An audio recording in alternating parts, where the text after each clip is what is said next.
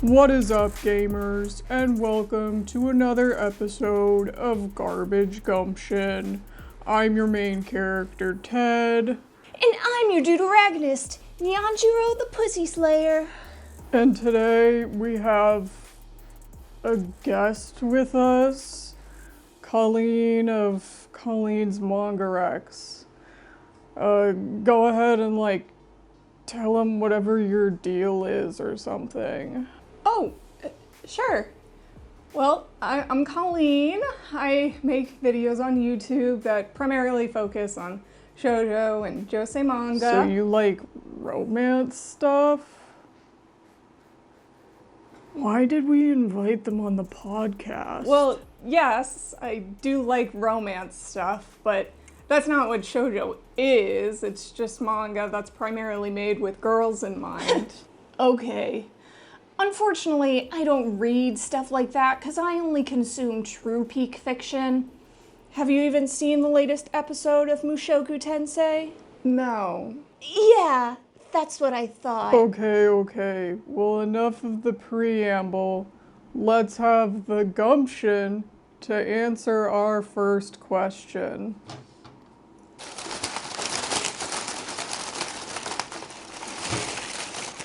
The first question is Cowboy Bebop the best anime? See, this is where the real fans get to talking. Cowboy Bebop is a masterclass in narrative fiction.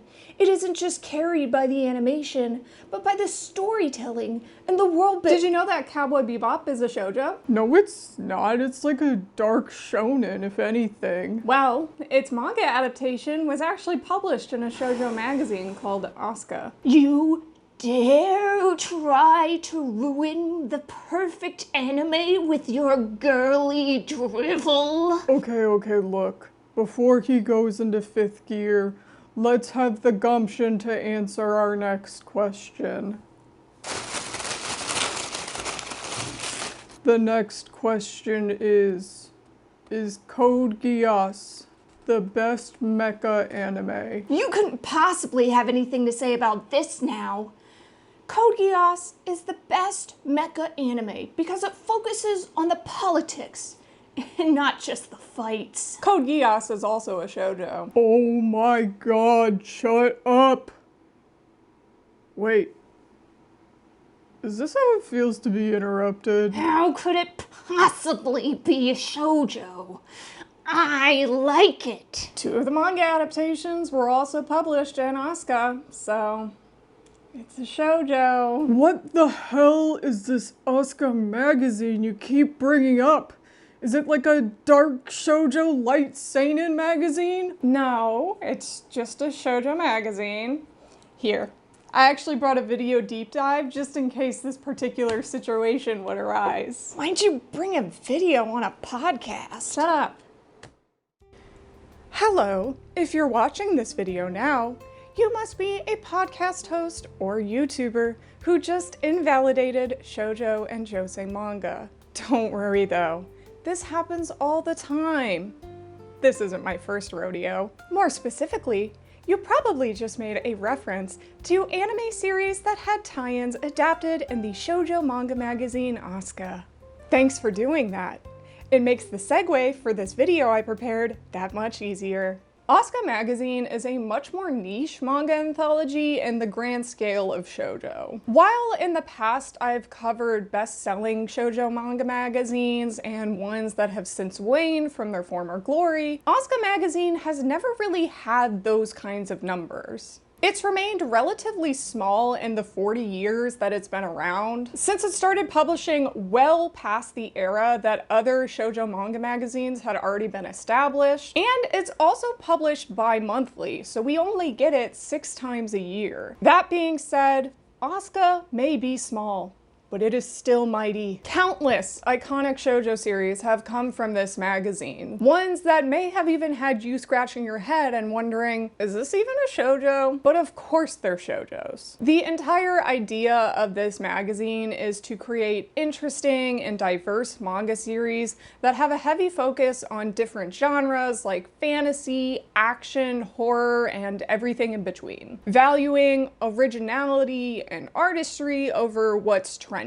With this magazine being what many people want shoujo to be, you would think the gender breakdown of its readership would be pretty equal. However, Asuka is still overwhelmingly read by girls and women. As listed on the publisher's advertisement section, it has a 90% female readership. This magazine is not a shoujo magazine trying to be shonen, or even shoujo manga trying to appeal to boys. It is simply a shoujo magazine that rode the wave of the 70s shoujo boom by filling a hole that no other publisher had. Marketing a magazine towards girl otaku readers who still enjoy the aesthetics and emotions of shoujo storytelling while focusing less on school romance series that have become standard. It's why the magazine still remains pretty niche, but having a loyal fan base. It directly addresses a very underserved audience. But with how romance runs the shoujo demographic, Asuka is still trying to find relevance. In the 1970s, the manga industry found itself in a golden era of shoujo, where more and more works were coming out that would revolutionize this once scoffed-at demographic. Due to this, publishers began to expand their magazine offerings of shoujo as the audience for it continued to double. This all led shoujo magazines to diversify into specializations or subgenres, as by the end of the 70s, shoujo readers had very particular tastes that they were looking for. However, while this was all happening, it wasn't until 1985 that Asuka came onto the scene, making it pretty late to the party. Asuka ended up being the first ever manga magazine for the publisher that owns it, Kadokawa. They were already a well-known book publisher, but it did take them a while to get into the manga magazine business. So, with a sea of shoujo manga already out there, Asuka had to stick out amongst the rest and establish itself as a new brand. To do that, Kadokawa started the best way they knew how, taking all the insanely talented and popular mangaka that helped create the 70s shoujo boom and sticking them all into one magazine. The first issue of Asuka was published in June of 1985 and boasted the likes of Moto Hagio, Keiko Takemiya, Ryoko Yamagishi, and many more. All of which were artists who were considered to be part of the Year 24 group, which was an unofficial group of women who basically made shoujo popular. With this initial roster, it was pretty clear that Asuka was trying to mimic something along the lines of Hanato Yume or Lala. These two magazines, which set a precedence over a decade earlier, were all about making interesting literary shoujo works, and it seemed that Asuka wanted to go that same route, focusing on more fantasy and historical series that were meant to be taken more seriously. Surprisingly enough, their first big hit to come from the magazine wasn't actually by any of these mangaka though. It was created by a somewhat smaller artist, Satosumi Takaguchi, called Hana no Asukagumi, which started 2 months after the debut of the magazine. This was a girl gang delinquent series that focused more on gang relations and drama. The manga was kind of released on the coattails of another really big delinquent series from the 70s called Sukaban Deka, but it was able to still be a fresh take on this trope by having a different tone to the series. Hana no Asukagumi was basically running the show for this magazine right out the gate, with 10 million copies sold in total and running for 27 volumes. It never did get an anime adaptation, but the live-action TV show was very popular and brought a ton of eyes to this manga when it aired in 1988. Other than Hana no Asukagumi though, The series in Asuka right away weren't really popular, and none of them really stuck around for too long. The magazine was struggling to find a solid identity or vision for series that they wanted to produce, constantly being a step behind what was already popular in other shoujo magazines for young readers. Kadokawa would continue coasting through its first decade,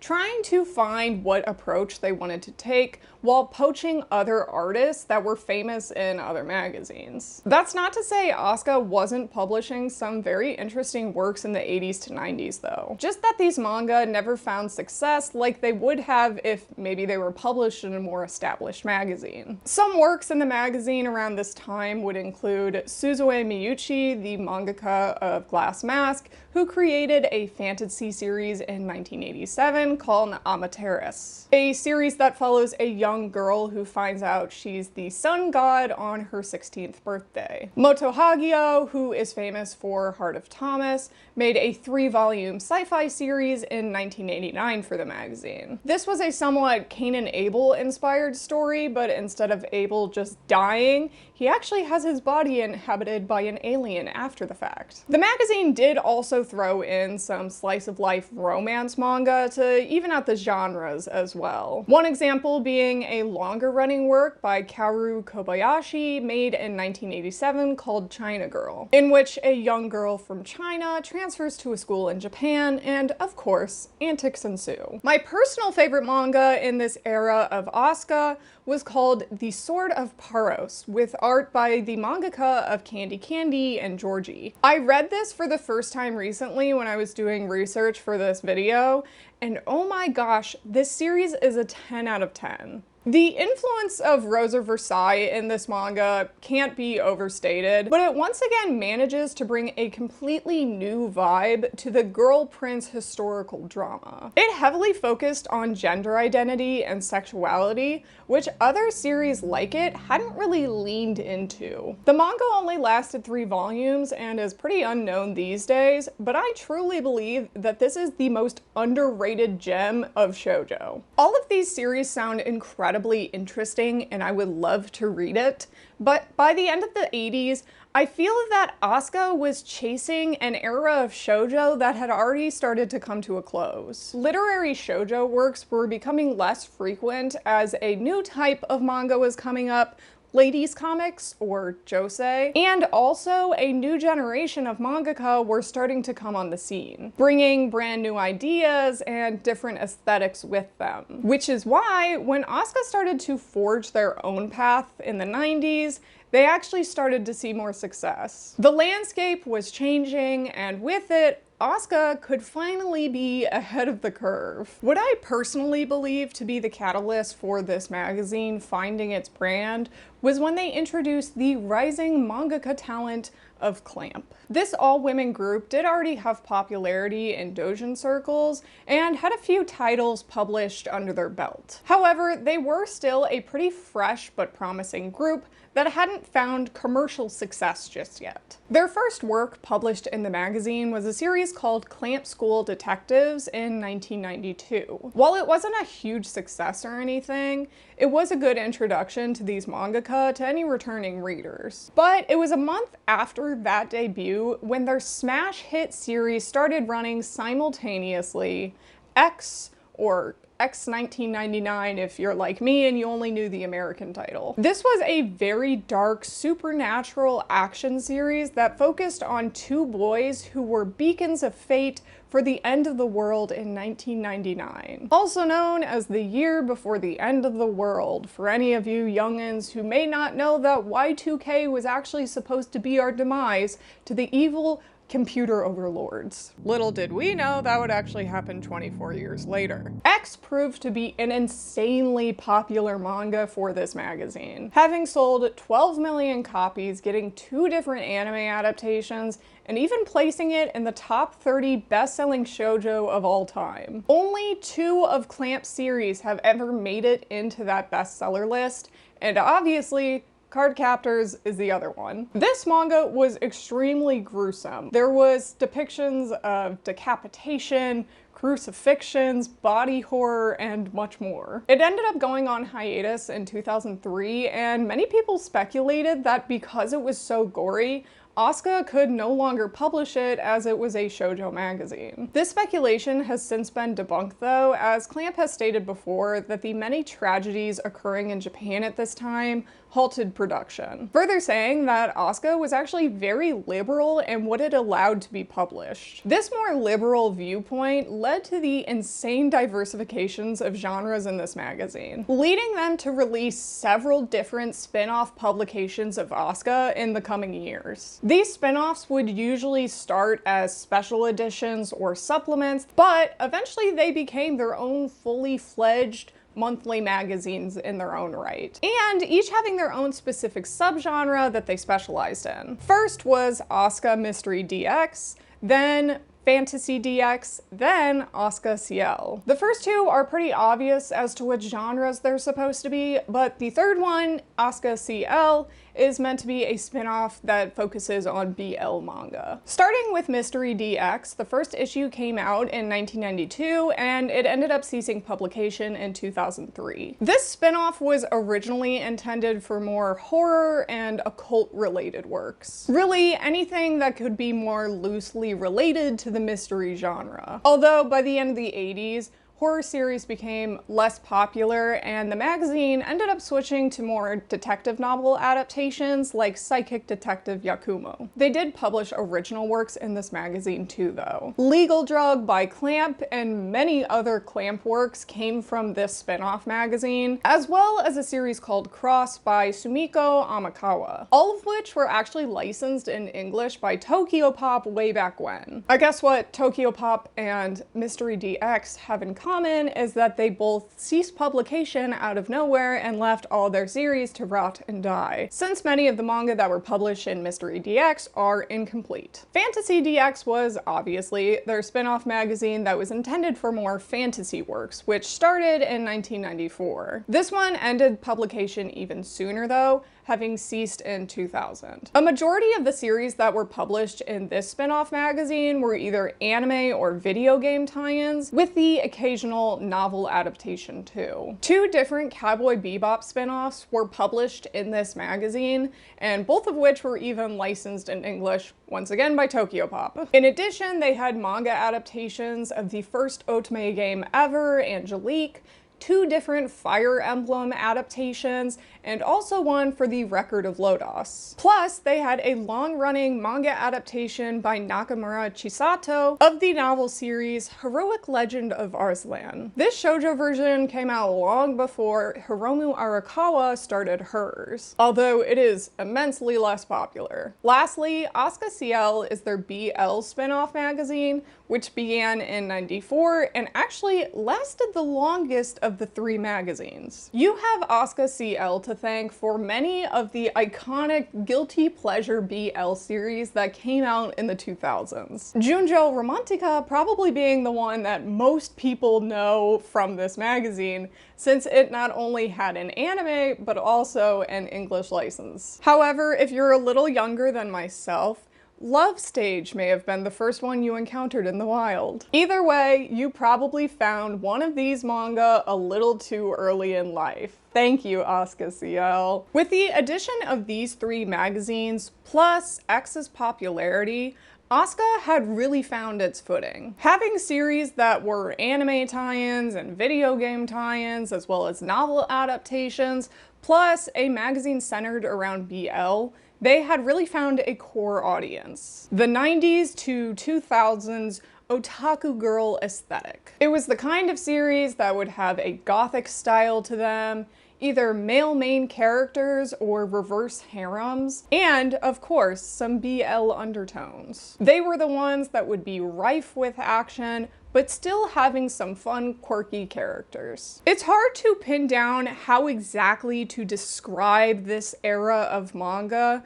so the best way I can explain it is deviant art era manga. Straight and bangs, glomping, you get it. The otaku aesthetic in this magazine is why we continued to see more and more adaptations as the magazine went on. In addition to series like Cowboy Bebop, which I've already mentioned, Code Geass, Neon Genesis Evangelion, Darker Than Black, and Gundam all had manga adaptations in Asuka as well. It's why so many people could confuse this era of the magazine with shonen manga. The otaku aesthetic, the otaku lifestyle, is often attributed to boys instead of girls. And plus, nowadays, you don't get a lot of shoujo tie-ins anymore. The most you'll get now is either a Pokemon spin-off or a magical girl adaptation of an anime original. The emergence of Asuka's next big title would keep the ball rolling for this aesthetic for years to come though. That was DN Angel by Yukiru Sugisaki, a hit magical boy series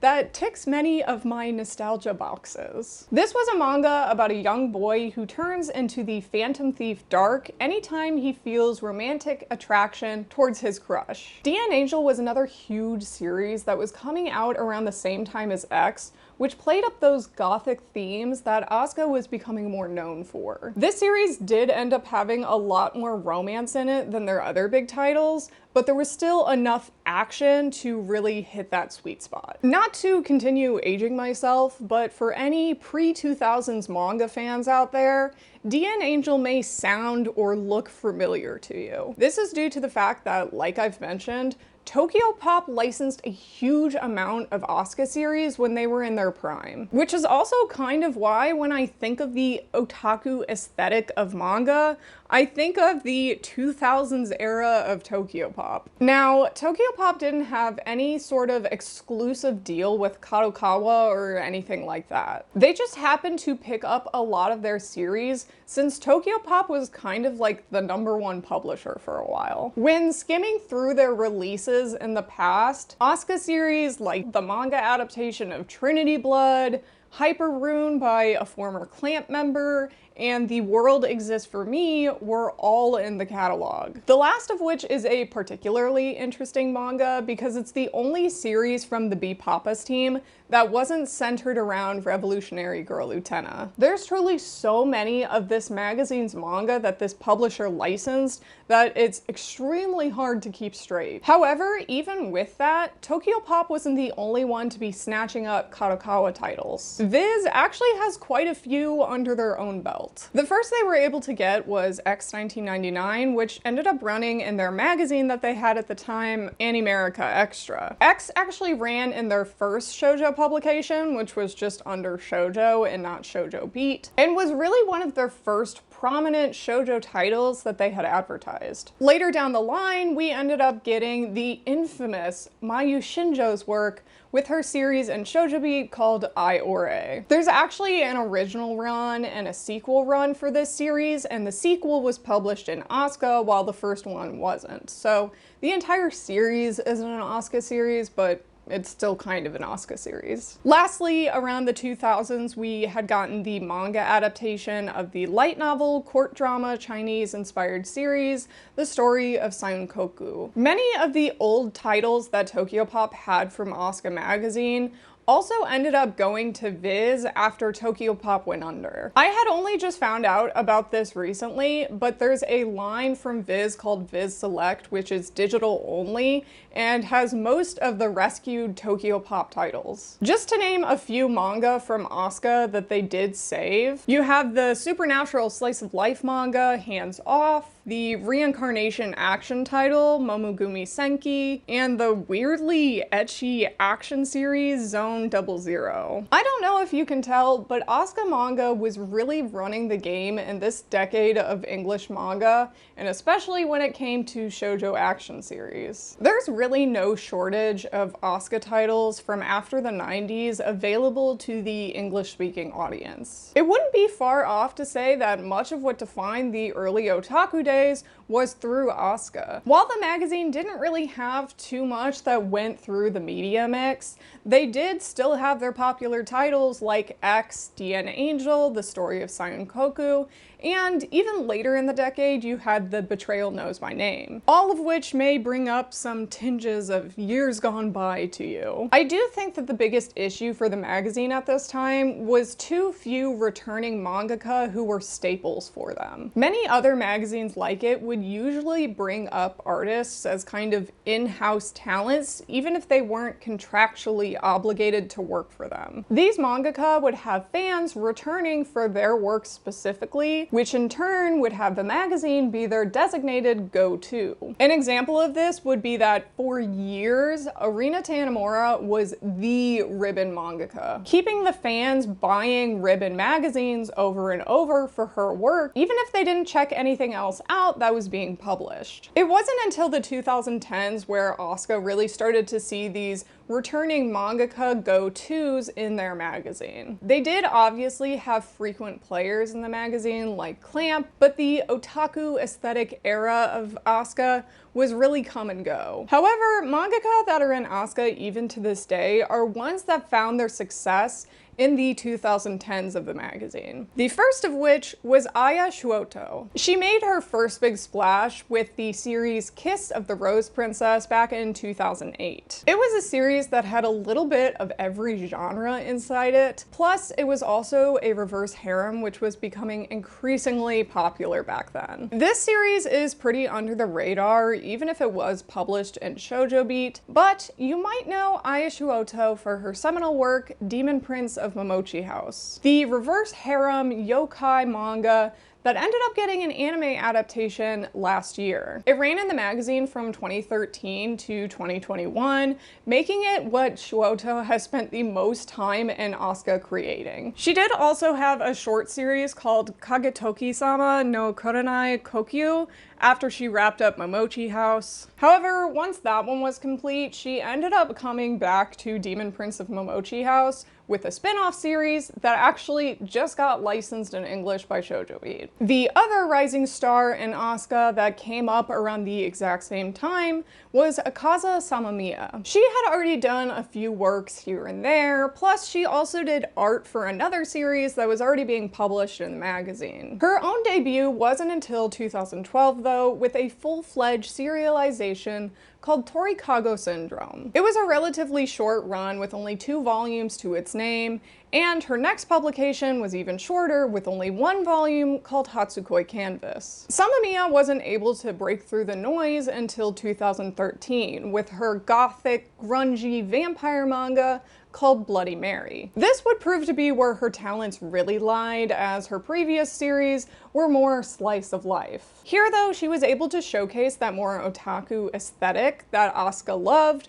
while refining it into more of the modern era. Ever since, her series Ballad Opera and currently ongoing manga Mr. Malo Blue have stuck to a very similar vibe. With the inclusion of Shuoto and Samamiya, the magazine began to see more and more romance being introduced. There were always sprinkles of romance here and there, don't get me wrong. It's not like it just suddenly started adding romance out of nowhere. However, their most popular titles weren't really in the fantasy romance or supernatural romance genres until these two. As the romance genre began to dominate more and more from the 90s to the 2000s to the 2010s, Asuka started to introduce more of these works as well. These days, even though this magazine is still incredibly varied genre-wise, it's clearly starting to pull more towards the mainstream manga scene, closer to something like Hanato Yume or Lala. Probably closer to Lala than Hanato Yume, since Asuka's readership is a little older than the Hanato Yume readership. We can see just how varied the shoujo manga found here are when looking at the current lineup, but we can also see the fact that there is an increasing amount of romance series. Many of the titles that can be found in Asuka right now, or ones that have just wrapped,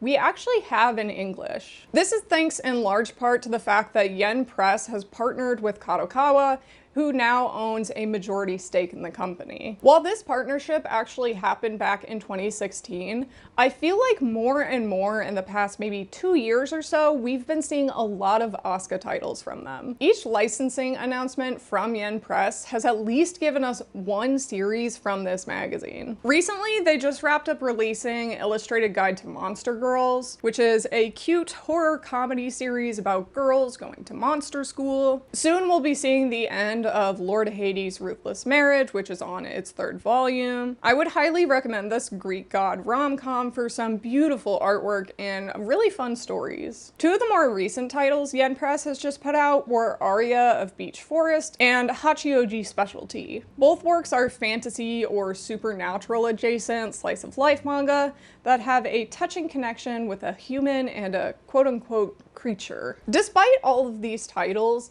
there are still 2 others that I'm kind of surprised by in particular that Yen Press didn't pick up. First is the fact that they didn't grab Eccentric Doctor of the Moonflower Kingdom, and Seven Seas got that one instead. This Chinese-inspired medical series is probably one of Asuka's longest running series. We only have 7 volumes out right now, but I believe there's 10 out in Japan. I have already recommended this series a handful of times, and I still stand by it because it is incredibly unique in its premise and just a really good story. The second manga I was surprised that Yen Press missed out on was a vampire series called Outsiders that was actually originally published for the French publisher Kiun. This one ended up going to Titan Manga and hasn't released yet because it was announced pretty recently, but I'm still fairly excited for this one since it's got that gothic look that Asuka is known for. It may seem like I should have been able to cover the entirety of Asuka's catalog by now, but as always, there are so many more titles I have not gotten around to. Time and time again with these manga magazine deep dives, I say that I want to get to as much stuff as possible without listing it all off like in My Anime List Pokedex. That being said, there are still so many manga from Asuka that we are missing out on as English speakers. From the Kabuki drama series Dawn Dance to the Yuri Mermaid manga by the same author as Monster Girls. Or from the fantastical art of Changing World of Komorebi Shopping Street to the sleepy nightlife of Request to the Night Lemon. Through the years, Asuka magazine has truly run the gamut. Having gone through an emo phase along with everyone else who just discovered Hot Topic for the first time, becoming a safe haven for interesting works that are looking outside of the box for standard shoujo fare. The manga found in this magazine transports us to different worlds where monsters, magic, and sword fights dwell, still giving us the same amount of heart and emotion that we all love from shoujo manga in the meantime. It's why it's so interesting and why so many people love the series inside it. They're often taking risks and trying new things that other publishers with bigger numbers just don't do. Trying and failing has pushed their envelope rather than staying the same and never changing. Even with Asuka's smaller scale and less frequent release time, they've still been able to make a name for themselves. Not only for the English fans to point to their anime tie-ins to fight back against shoujo naysayers, but also for the sheer amount of innovative stories that they've had since their inception. It doesn't matter if they're not always topping charts when they have the creativity to back it up. Just one look at their long list of amazing titles over the years can show you exactly that. So, what did we think? Do you guys like shoujo manga now and want to read Asuka series? Wow, my whole outlook has changed. I not only love shoujo manga now, I think I want to respect women?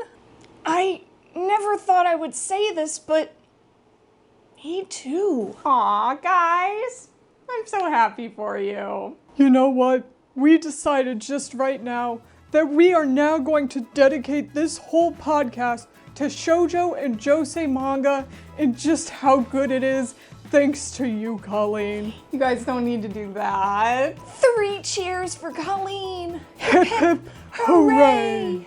Hip hip hooray! Hip hip hooray!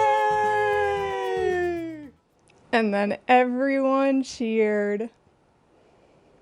Yeah, I think that's exactly what would happen if I ever went on the Trash Chase podcast. Hip hip, hooray!